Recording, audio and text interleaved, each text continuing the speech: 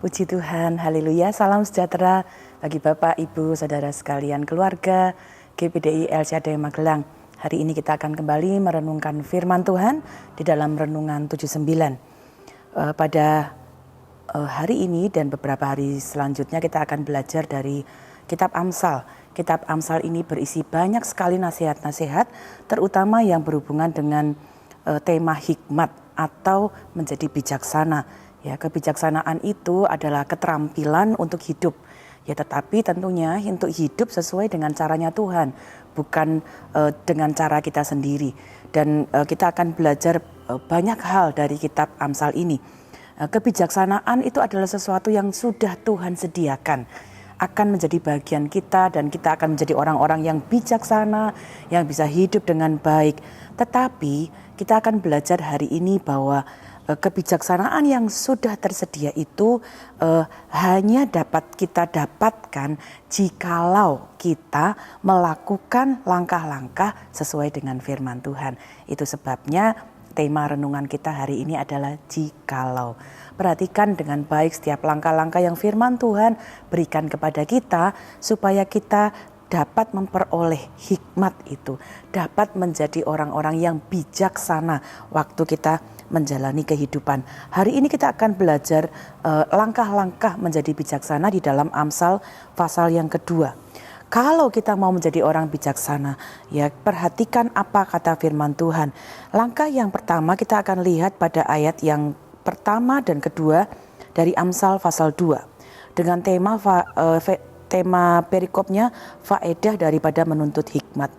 Hai anakku, jikalau engkau menerima perkataanku dan menyimpan perintahku di dalam hatimu, sehingga telingamu memperhatikan hikmat dan engkau mencenderungkan hatimu kepada kepandaian.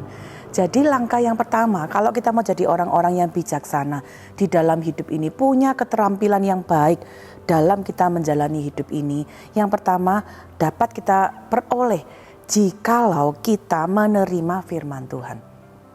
Apa yang dimaksud dengan menerima firman Tuhan? Menerima firman Tuhan itu adalah waktu kita mau mendengar firman. Ya, hari-hari ini telinga kita dapat mendengar banyak berita, banyak hal. Tetapi sebagai anak-anak Tuhan, mari kita juga menaruh prioritas yang utama. Mendengar firman Tuhan, kemudian mempercayainya dan mengizinkan firman itu mempengaruhi kita. Jadi waktu kita dengar firman Tuhan, misalnya dengan tema jangan khawatir, ya kita percaya bahwa ketika kita percaya kepada Tuhan dan tidak khawatir, Tuhan memberikan kita damai sejahteranya. Lalu waktu kita mendengar, kita percaya, kita mengizinkan firman itu mempengaruhi kita. Artinya kita kemudian memutuskan saya tidak akan khawatir. Nah, pada saat kita melakukan hal ini, jikalau kita menerima firman dengan baik dalam hidup kita, maka firman itu akan menjadi sesuatu yang membuat kita bijaksana dalam kehidupan kita.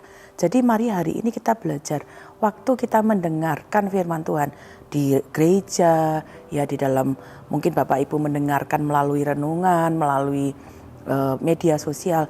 Bukan hanya mendengar begitu saja, tetapi mari kita mempercayainya, lalu izinkan firman itu kita renungkan dan mempengaruhi kita. Ya, ketika itu kita lakukan, firman Tuhan itu akan kemudian menjadi bagian dalam hidup kita. Langkah yang kedua adalah kita menyimpan firman Tuhan, masih dalam ayat 1 yang tadi kita sudah baca. Ternyata kita bukan hanya mendengar, bukan saja percaya dan mengizinkan firman itu mempengaruhi hidup kita. Tetapi langkah untuk menjadi bijaksana adalah menyimpan firman Tuhan. Ayat 1 berkata, jikalau engkau menyimpan firman Tuhan. Bagaimana caranya kita menyimpan firman? Dan firman Tuhan mengajarkan kepada kita, cara menyimpan firman Tuhan yaitu dengan menghafalnya, mengingatnya. Ya, Bapak Ibu, kita tidak bisa 24 jam bawa Alkitab ini kemana-mana gitu ya. Tetapi kita bisa menyimpan firman itu di mana? Dalam pikiran kita, di dalam hati kita. Bagaimana menyimpannya? Dengan mengingatnya, dengan menghafalnya. Tuhan menciptakan tubuh kita dengan istimewa dan salah satu di bagian otak kita punya kemampuan untuk mengingat. Dan setiap manusia itu punya kemampuan mengingat yang luar biasa. Ada memorinya. Ya, kalau untuk alat-alat di dunia ini saja untuk kamera, untuk handphone ada memorinya. Apalagi kita manusia, kita diciptakan Tuhan, kemampuan memori kita itu sangat luar biasa. Dan kenapa itu diberikan? Salah satunya untuk kita menyimpan firman Tuhan dengan menghafalnya. Bapak Ibu ada kalender doa dan juga nanti akan ada ayat-ayat. Bapak Ibu bisa menghafalnya, mungkin menuliskannya, tempelkan di tempat-tempat yang kita mudah lihat, di cermin mungkin atau di tempat yang kita sering lewati. Perkatakan itu sampai itu kemudian menjadi sesuatu yang kita ingat terus, sehingga kita dapat kemudian mengingat firman Tuhan. Firman itu akan, Roh Kudus itu akan mengajar kita, mengingatkan apa yang menjadi kehendak Tuhan dimanapun kita berada. Bahkan mungkin saat kita sedang tidak membawa Alkitab, tapi kita tahu bahwa firman itu tersimpan di dalam kita. Yang ketiga, langkah yang firman Tuhan ajarkan supaya kita menjadi bijaksana, kita baca ayat yang ketiga. Ya, jikalau engkau berseru kepada pengertian dan menunjukkan suaramu kepada kepandaian. Ternyata firman Tuhan juga mengajar, ya, langkah kita kalau kita mau jadi bijaksana bukan hanya menerima, menyimpan, tetapi kita dapat meminta kepada Tuhan. Waktu kita sudah baca firman, kita ingat firman, meminta kepada Tuhan untuk menjelaskan, Tuhan, apa yang engkau ingin saya lakukan? Mungkin kadangkala kita baca firman dan kita belum mengerti. Minta itu, berseru kepada Tuhan supaya kita punya hikmat untuk mengerti apa yang Dia maksudkan dari firman-Nya. Ya, firman Allah berkata kalau kita meminta kepada Tuhan, ya firman Tuhan itu akan dijelaskan kepada kita.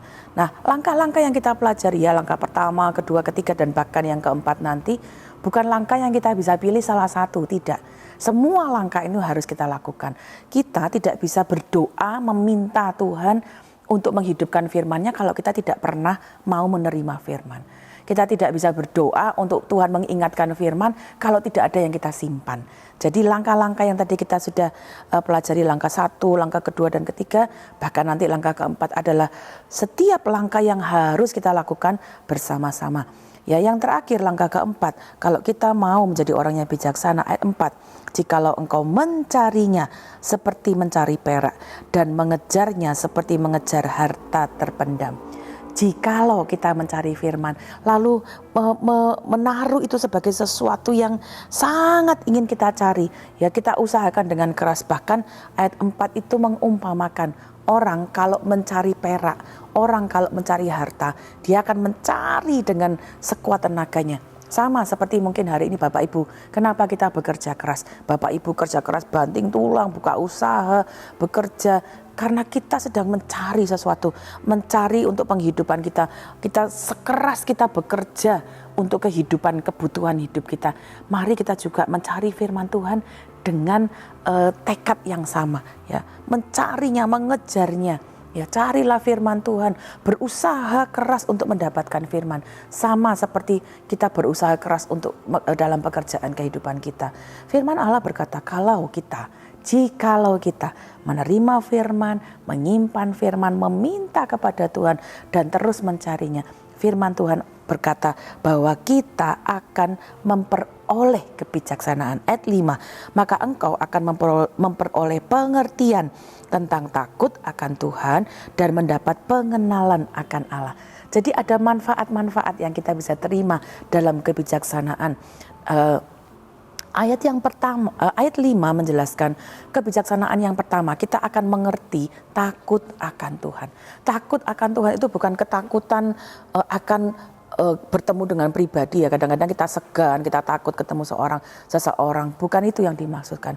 Takut akan Tuhan artinya kita mengerti bahwa Dia membenci dosa, tetapi Dia mengasihi kita orang berdosa.